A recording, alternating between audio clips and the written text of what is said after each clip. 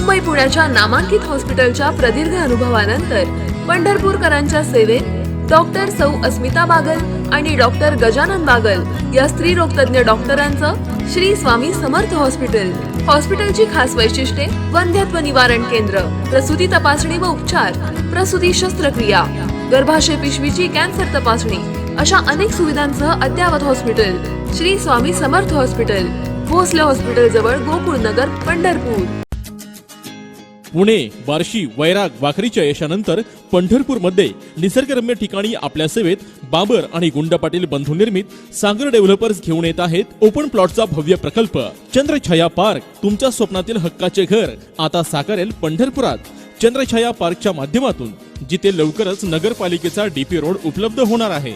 याशिवाय 40 foot concrete road, underground drainage, D Mart पासून हाकेच्या अंतरावर कंपाऊंड युक्त क्षेत्र, स्ट्रीट लाईटची ही सोय, प्रशस्त जागा आणि थंड हवेचे ठिकाण, स्वतंत्र पाणी कनेक्शन, तसेच बगीचा, ओपन जिम आणि वॉकिंग ट्रॅक अशा नानाविध सुविधांनी युक्त सागर डेव्हलपर्स यांचे चंद्रछाया पार्क।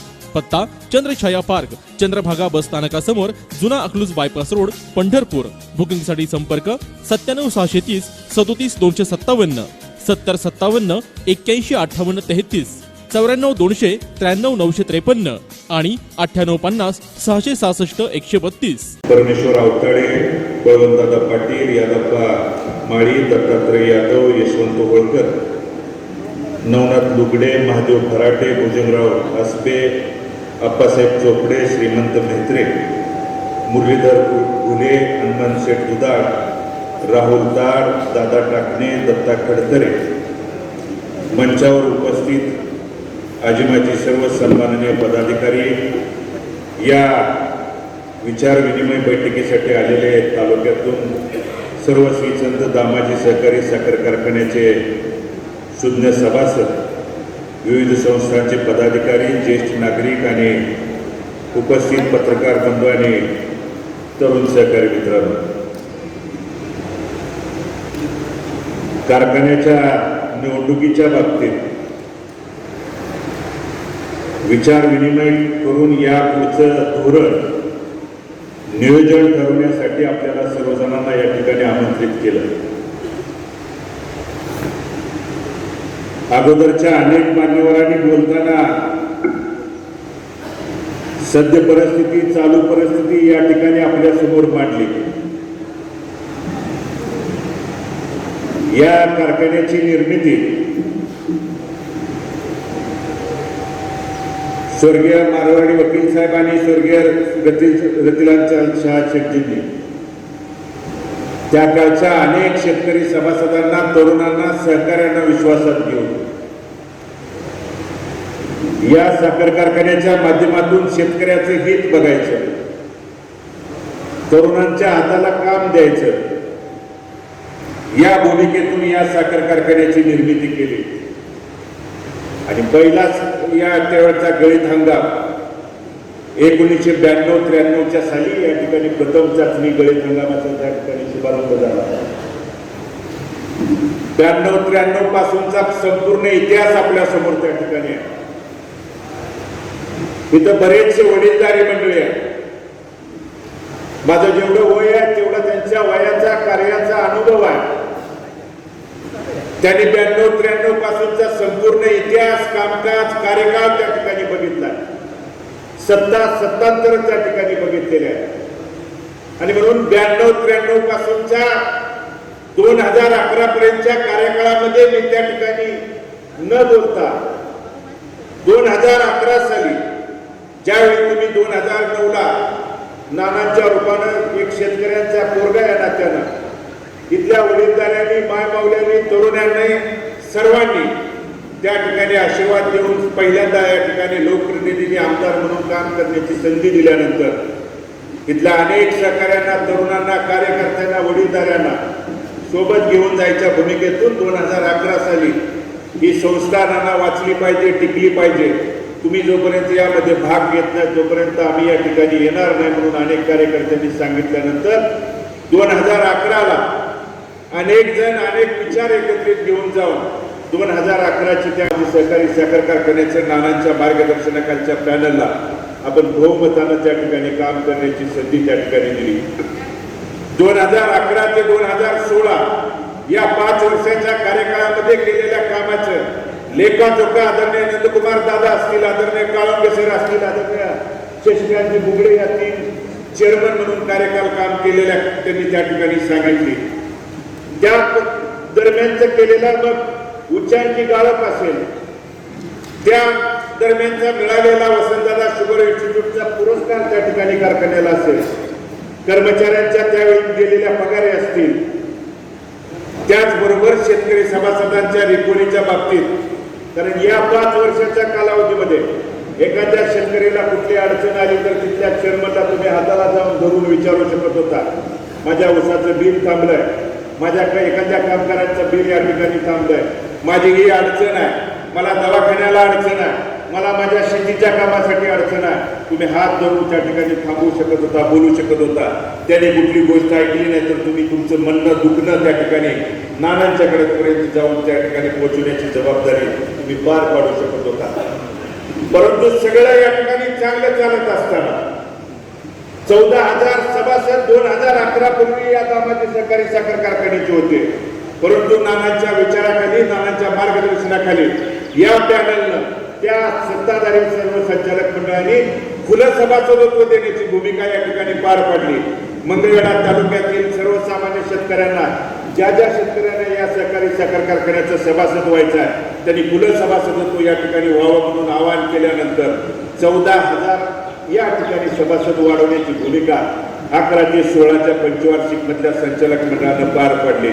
एकीकडं खुलं सभासदत्व ठेवून 14,000 सभासद वाढवण्याचं काम संचालक मंडळाने केलं.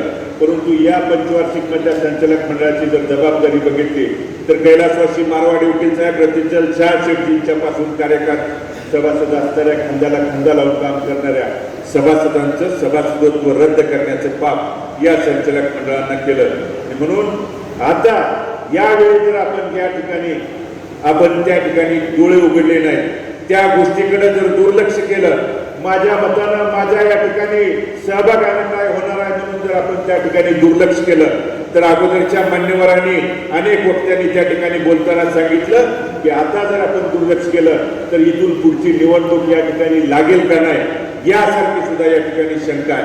कारण बंधूंनो, मी देखील एका साखर कारखान्याचा चेअरमन आहे, माझी देखील त्या ठिकाणी सहकारी साखर कारखान्याची निवडणूक आहे, माझे देखील सहकारी साखर कारखान्याच्या आजपासून अर्ज भरण्याची या ठिकाणी उमेदवारांची सुरुवात आहे. मी सुद्धा त्या ठिकाणी शेतकरी सभासदांचं ऊस आला नाही या नात्याखाली 97 घटनेच्या दुरुस्तीखाली काही लोकांचं जाणीवपूर्वक, सूडबुद्धीपूर्वक या ठिकाणी सभासदत्व रद्द करू शकत होतो.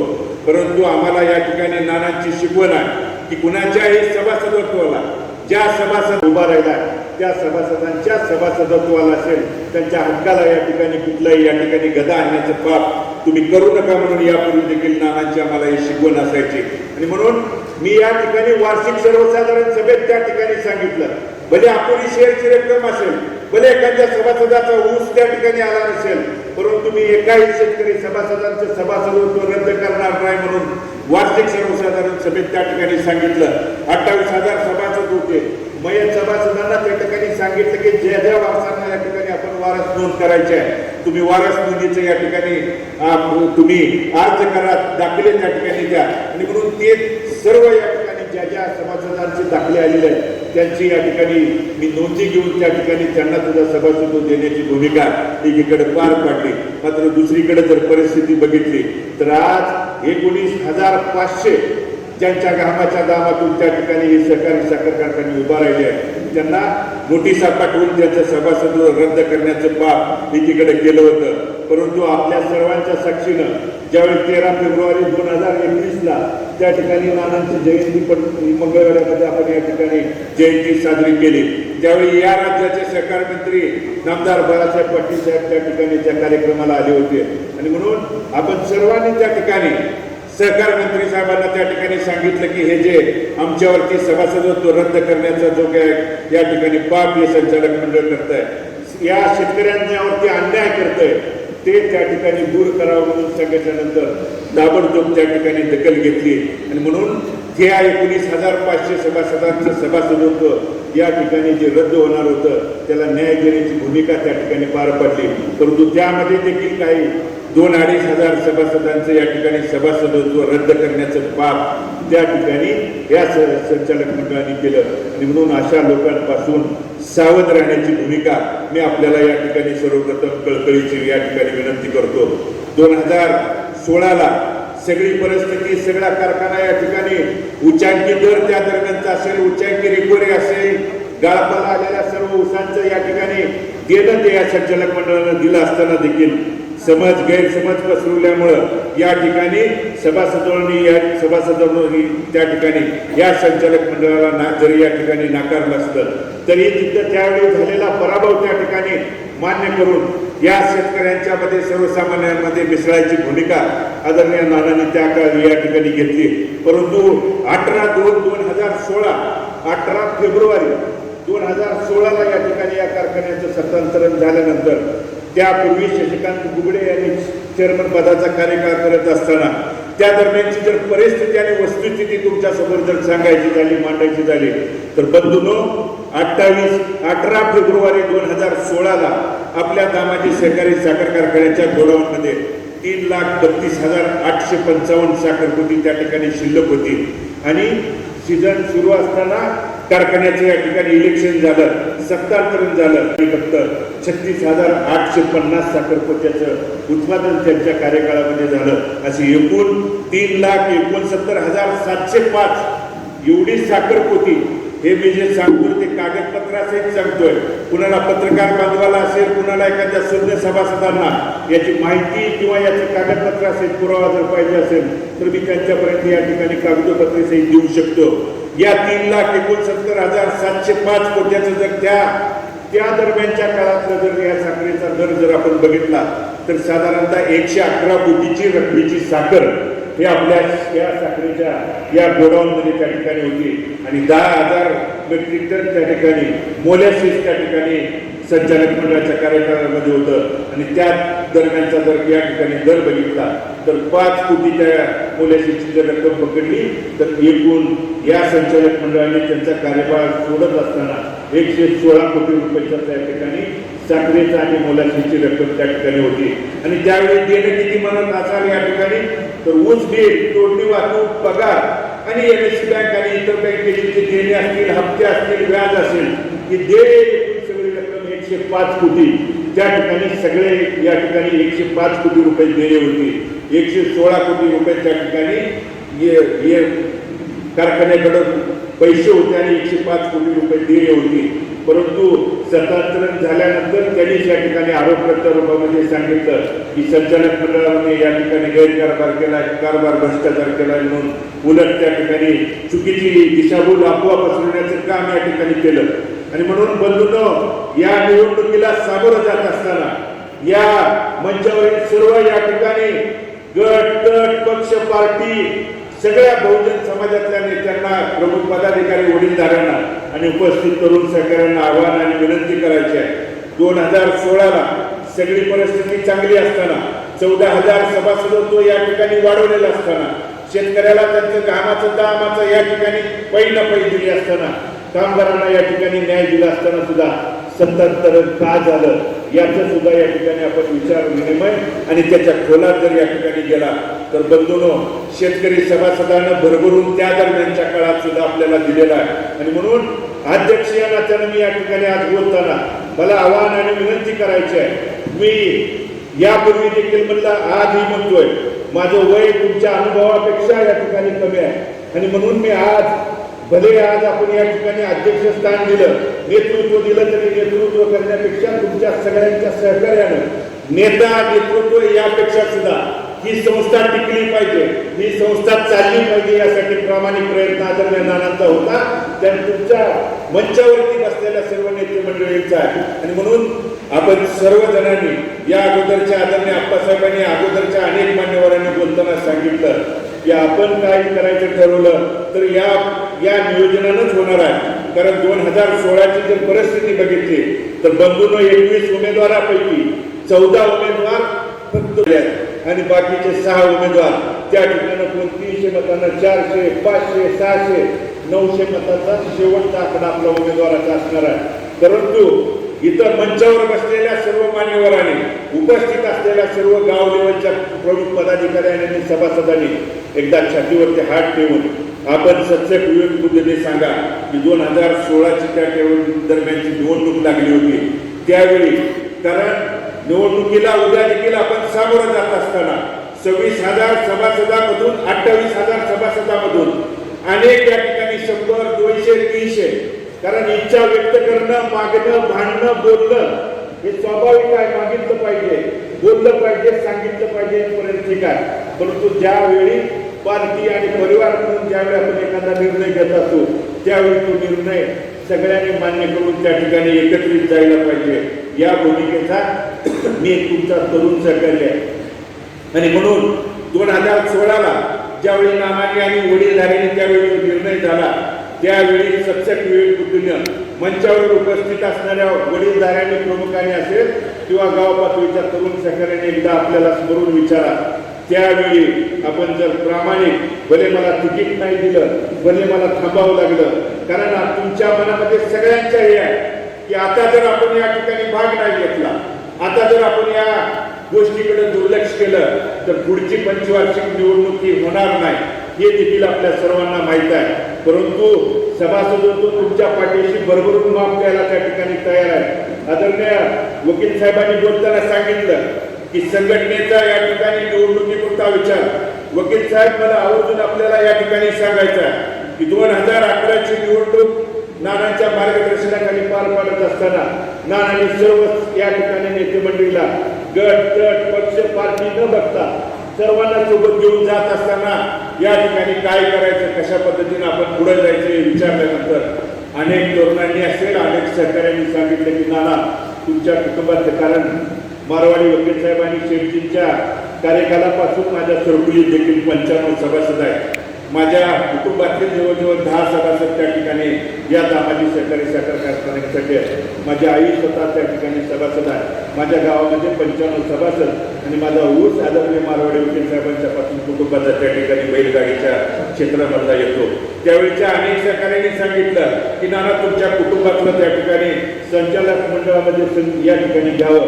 परंतु नानाने त्या ठिकाणी त्या मीटिंगमध्ये तिथल्या प्रमुख उपस्थित असलेल्या सर्व वडीलधाऱ्यांच्या पुरस्कार पाहून सांगितलं की या निवडणुकीमध्ये या कुठल्याही कारखान्याच्या संचालक मंडळामध्ये मी किंवा माझं कुटुंब यामध्ये प्रत्यक्ष सहभागी होणार नाही, कारण इथं उपस्थित असणारा किंवा त्या ठिकाणी निवडून येणारा संचालक हा माझा कुटुंबातला घटक आहे. या भूमिकेतूनच मी जाणारा एक प्रमुख आहे, या लोकप्रतिनिधी आहे म्हणून त्या ठिकाणी सांगितलं. आणि म्हणून सगळ्यांना एकत्र घेऊन एका विचारानं आपण जर पुढे गेलो तर नक्कीच या ठिकाणी जे चाललेले जी घटना आहे त्या आपण सर्वांनी सत्सक विवेक बुद्धीने सांगितलं. कारण हे 275 मताच्या जर या ठिकाणी जर फरक बघितला त्या काळच्या संचालक मंडळाने भले एखाद्याला उमेदवारी न दिल्यामुळे थांबावं लागलं असतं तर त्याने या ठिकाणी राग न मानता, एखादी या ठिकाणी प्रक्षोभक कुठं न बोलता जर समजुतीनं, जर चांगल्या पद्धतीनं, आत्मविश्वासानं आपल्या विचाराच्या जर बरोबर राहिला असता तर आज ही मिटिंग आणि या मिटिंगमध्ये अनेक विचार किंवा वेगळा विचार करण्याची भूमिका आणि दृष्टिकोन आपल्याला समोर ठेवावा लागला नसता. आणि म्हणून आपण परत एकदा जर अशा पद्धतीची चूक केली तर पुढच्या पंचवार्षिकपासून निवडणूक देखील या सहकारी साखर कारखान्याची होणार नाही. आणि म्हणून सभासदांनी मगाशी इथल्या उपस्थित वडीलधाऱ्यांनी दिलखुलासपणे मगाशी आप्पासाहेबांनी सांगितल्यानंतर टाळ्या वाजवून सांगितलं ती वस्तुस्थिती आहे.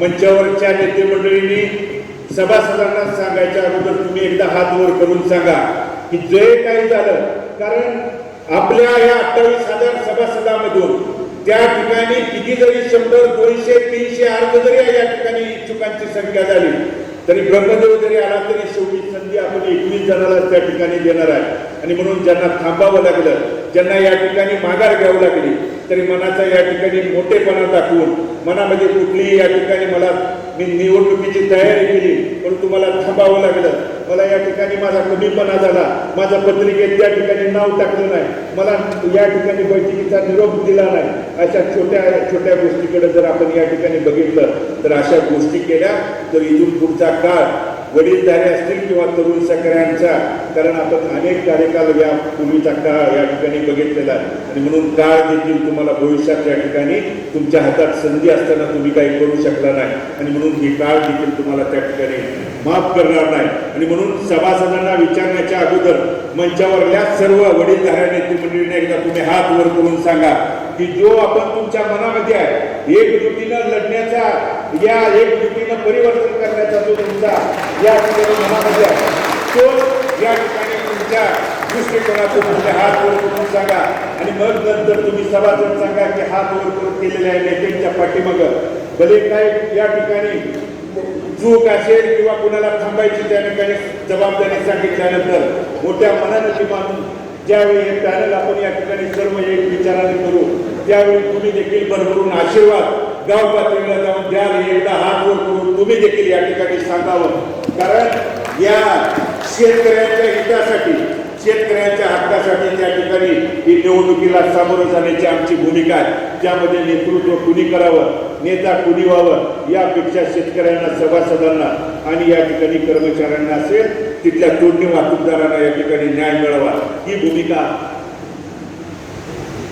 आमची त्या ठिकाणी प्रामाणिक असणार आहे आणि म्हणून त्या दृष्टीनं कोण यामध्ये चुका जरी करत असेल, एखादी चूक काम करत असताना किंवा निर्णय घेत असताना भगीरथी जरी त्या ठिकाणी झाली तर कडचावून सांगायचा अधिकार तुम्हाला त्या ठिकाणी असणार आहे आणि म्हणून नानाने जो शेवटपर्यंत जो या ठिकाणी सर्वसामान्यांच्या सुखदुःखामध्ये सहभागी होण्याची भूमिका असेल तीच भूमिका, तीच कळमळ या ठिकाणी घेऊन जाण्याची भूमिका मी एक छोटा कार्यकर्ता या नात्याने इथून पुढच्या काळामध्ये असणार आहे. नानांच्या अचानक जाण्यामुळं या ठिकाणी आपल्यावरती, या तालुक्यावरती, परिवारावरती, सहकार्यावरती, कार्यकर्त्यावरती, माझ्या कुटुंबावरती ज्यावेळी दुःखाचा प्रसंग आला, पोटनिवडणुकीला या ठिकाणी मला सामोरं जावं लागलं. त्या पोटनिवडणुकीमध्ये थोड्याशा मतानं त्या ठिकाणी पराभवाला मला या ठिकाणी सामोरं जावं लागलं. परंतु 1,06,700 मतदारांनी, तिथल्या बंधू भगिनींनी, माया मावल्यांनी, तरुण सहकार्यांनी रक्ताचं पाणी करून त्या ठिकाणी माझ्या विचाराचा, माझ्या नानाचा माणूस या ठिकाणी निवडून आला पाहिजे यासाठी अहोरात्र कष्ट करून त्या ठिकाणी आशीर्वाद दिला.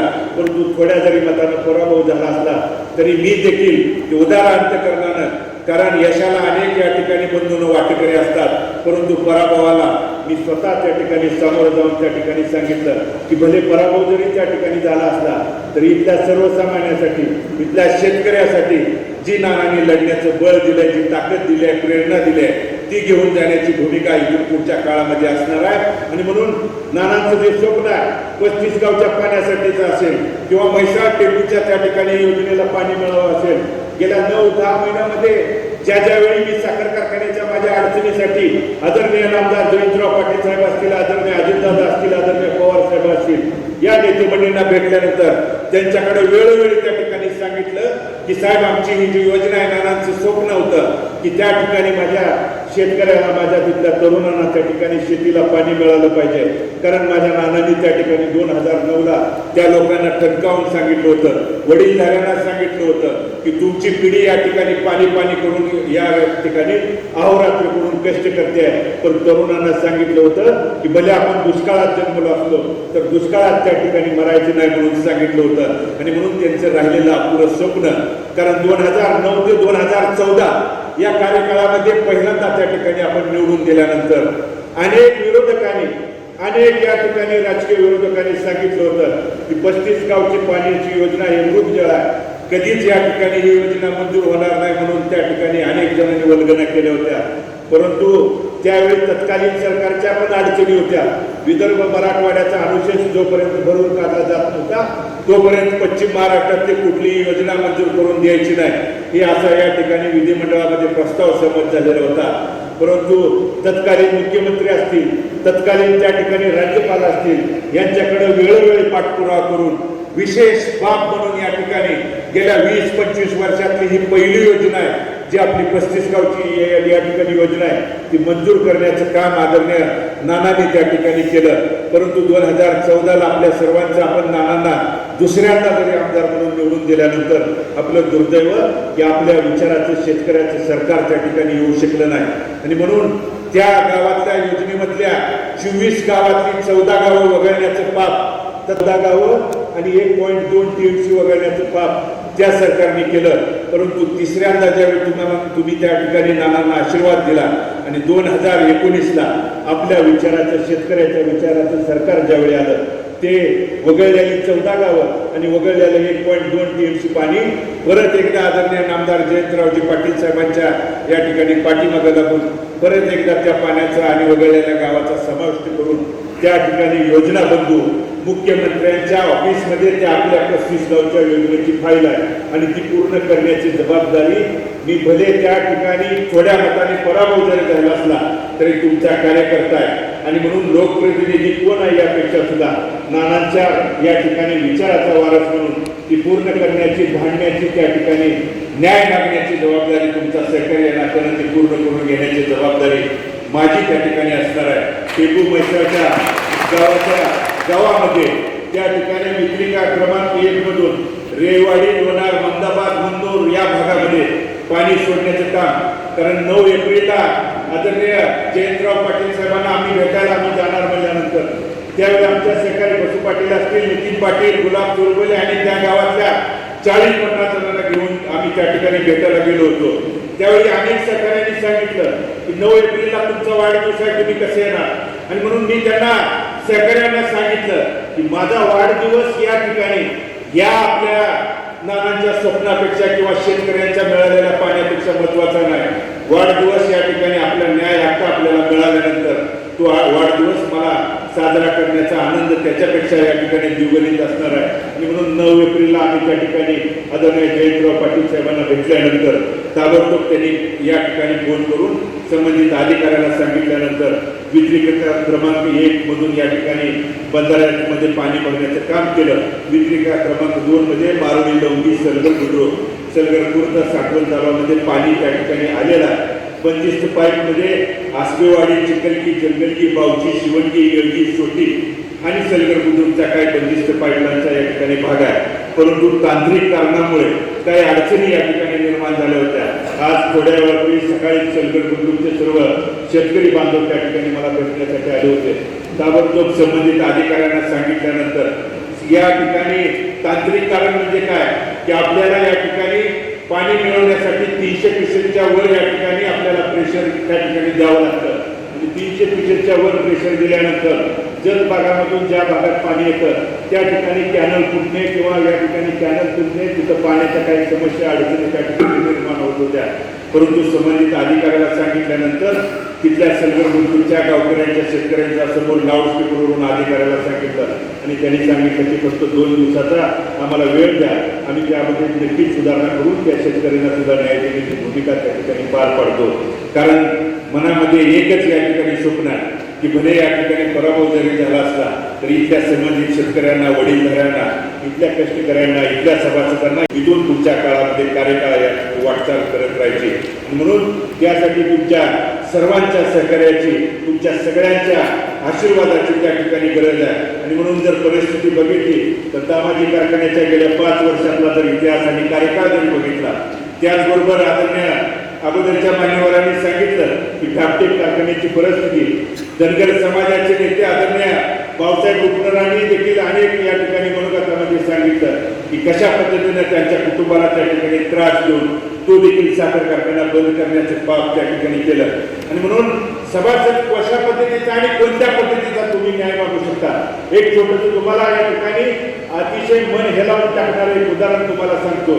या संचालक मंडळामध्ये सन्माननीय सभा या ठिकाणी संचालक जे या ठिकाणी रेड्डी आणि शिंदे भागामध्ये राहणार आहेत तिथले त्या ठिकाणी संचालक थोरबुले साहेब त्या ठिकाणी आजारामुळे त्रस्त असताना हॉस्पिटलमध्ये त्या ठिकाणी ऍडमिट होते.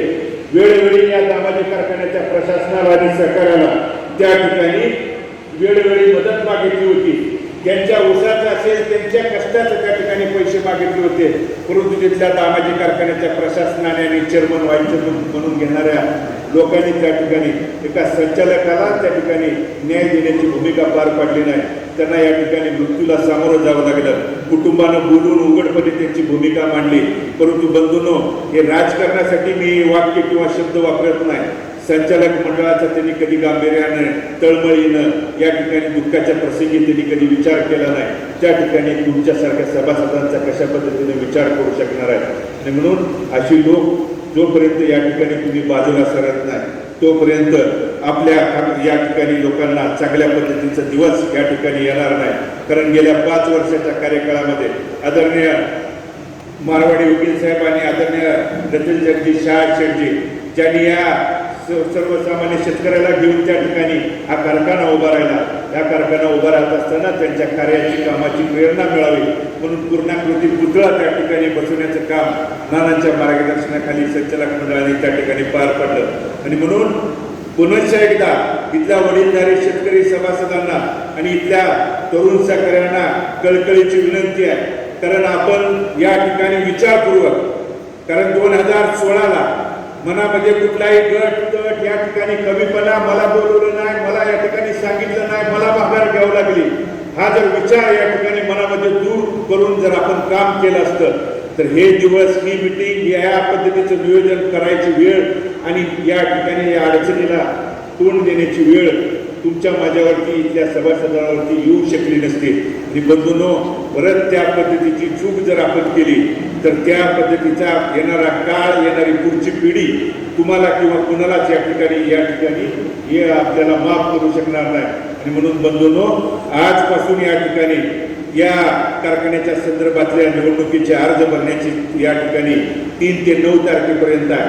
आणि त्या दरम्यान 12 जुलैला या ठिकाणी मतदान आहे. या सव्वा महिन्याच्या कार्यकाळामध्ये प्रत्येक जण उमेदवार या नात्यानं जर कार्य केलं, प्रत्येकाच्या मनामध्ये अस्वस्थता आहे, प्रत्येकाच्या मनामध्ये चाललेल्या कारभाराबद्दल या ठिकाणी मनामध्ये शंका आहे.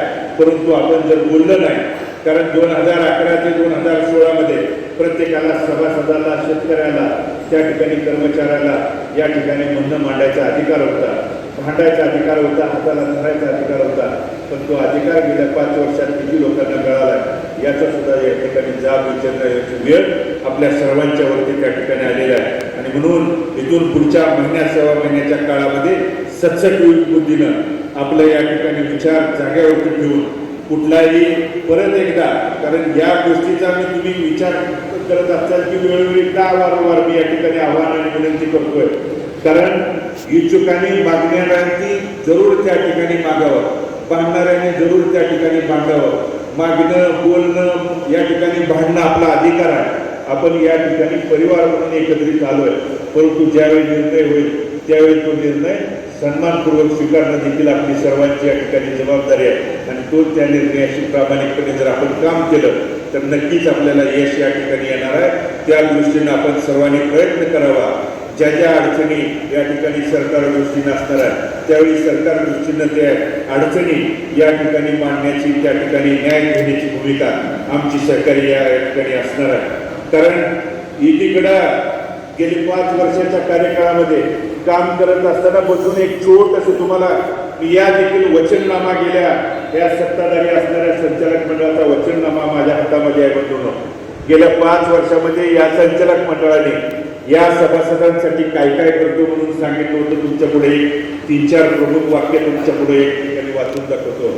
कारखान्याची गाळप क्षमता 2,500 वरून 7,500 मेट्रिक प्रति टन या ठिकाणी करणार म्हणून या ठिकाणी सध्याच्या संचालक मंडळाने सांगितलं. 32 मेगावॅट विद्युत निर्मितीचा कोजनरेशन प्रकल्प उभारणार म्हणून या संचालक मंडळाने सांगितलं. आसोनीचा प्रकल्प 80,000 लिटरचा प्रतिदिन दिवसाचा उभारणार म्हणून सांगितलं. इथेनॉलचा प्रकल्प 60,000 लिटरचा प्रतिदिन उभारणार म्हणून सांगितलं. त्याचबरोबर कर्मचाऱ्यांचा पगार 10 तारखेला देणार म्हणून त्या ठिकाणी सांगितलं. जनतेसाठी कारखान्याच्या माध्यमातून सुसज्ज असं हॉस्पिटल त्या ठिकाणी मंगळवेढा भागामध्ये उभारणार म्हणून सांगितलं. सभासदांच्या मुलासाठी राहण्याची, जेवणाची व उत्तम सोय अशी वसतिगृह त्या ठिकाणी उभारणार म्हणून सांगितलं. हे प्रमुख 4-5 आहेत. दुसरे 10-15 या ठिकाणी वाचलेले आहेत. हे मी किंवा कुणी हे माझं छापलेलं नाही. चिन्हासहित गेल्या पंचवार्षिक निवडणुकीमध्ये त्यांनी दिलेला वचननामा फोटोसहित या ठिकाणी माझ्या समोर आहे. आपल्याला झेरॉक्सच्या प्रतीमध्ये जर कुणाला पाहिजे असेल तर मी आपल्याला सुद्धा त्या ठिकाणी देऊ शकतो. दिलेल्या वचननाम्यामध्ये किती या ठिकाणी एक जरी वचननामा पूर्ण केला असेल तर मी त्या ठिकाणी म्हणेल ते त्या ठिकाणी दामाजी चौकामध्ये येऊन सांगण्याची आणि ऐकण्याची भूमिका आहे. ते सांगतील की 10 रुपयांच्या रकमेने सभासदांना साखर दिली म्हणून सांगतील, पण यापूर्वी अगोदरच्या शेतकरी सभासदांना प्रत्येक महिन्याला किती किलो साखर मिळत होती आणि हा निर्णय झाल्यानंतर किती किलो शून्य सभासद म्हणून त्या ठिकाणी आपले असणार आहे. कारण बंधूंनो, येणारा संचालक मंडळ, मी विठ्ठल सहकारी साखर कारखान्याचा चेअरमन असेल किंवा माझ्या या ठिकाणी सोबत काम करणारा संचालक, आम्ही विश्वस्त म्हणून आहे, त्या ठिकाणी मालक म्हणून काम करत नाही आणि करत असतील तर सभासद त्या ठिकाणी आम्हाला देखील जागा दाखवतील. आणि म्हणून इथलं संचालक मंडळ देखील यांनी मालक न म्हणून वावरता संचालक मंडळाने विश्वस्त म्हणून या ठिकाणी काम करायला पाहिजे. आणि जर ते केलं नसेल तर अशा लोकांना खड्यासारखं बाजूला सारण्याची भूमिका आपल्यासारख्या शून्य सभासदांनी केलेली आहे. आणि म्हणून पुन्हा एकदा आवर्जून आपल्याला सांगतो की ही निवडणूक आणि या ठिकाणी शून्य मतदार बंधू भगिनींना ही शेवटची संधी आहे. या काळात जर आपण चुकला तर पुढची पिढी आहे किंवा पुढच्या आपल्या कुटुंबातला मुलगा असेल, मुलगी असेल किंवा नातवंड असतील, हे देखील आपल्या वडीलधाऱ्यांना या ठिकाणी माफ करणार नाही. कारण इथून पुढची निवडणूक या ठिकाणी या कारखान्याची लागेल का नाही या सर्व इथल्या शून्य सभासद बंधू भगिनींना त्या ठिकाणी माहीत आहे. आणि म्हणून आपण येणाऱ्या 12 जुलैला या आपल्या सर्व गट तट पक्ष पार्टी या सगळ्याच्या पलीकडे जाऊन एक विचारानं एक, कारण सगळ्यांचा उद्दिष्ट, सगळ्यांचा रस्ता या ठिकाणी एक आहे, उद्दिष्ट एक आहे, परंतु रस्ते वेगवेगळे न करता एका विचारानं एकसंपणे आपण जाऊया. आणि त्यासाठी सर्वजण या ठिकाणी आपल्याला आशीर्वाद देतील. आपण आशीर्वाद द्यावा, सरकार या ठिकाणी प्रेम पाठिंबा द्यावा, एवढीच कळकळीची सर्वांना या ठिकाणी विनंती करतो.